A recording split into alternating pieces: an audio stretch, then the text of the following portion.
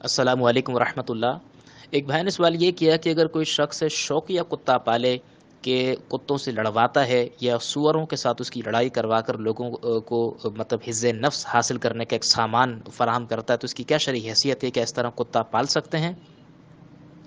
دیکھیں، نبی کریم صلی اللہ علیہ وسلم کا واضح فرمان ہے، بخاری کی روایت ہے، حضرت ابن عمر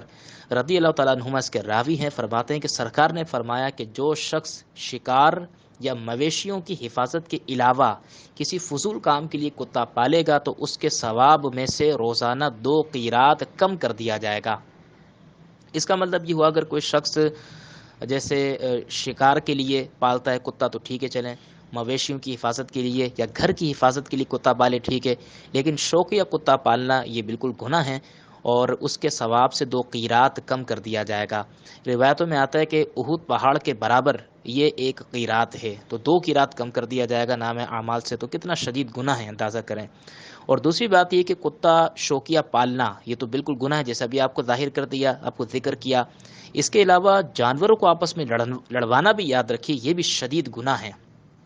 جس آپس میں مرغا لڑائی کرواتے ہیں، آپس میں یوں جانوروں کو آپس میں لڑوا دیتے ہیں، اس میں چونکہ ایک دوسرے کے لیے ضرر کا سامان ہوتا ہے، یاد رکھیے بالکل گناہ ہے۔ اور اس سے جو اجرت حاصل ہوتی ہے، بسا اوقات جیتنے والے کو انعام دیا جاتا ہے، یاد رکھیے یہ بھی گناہ ہے۔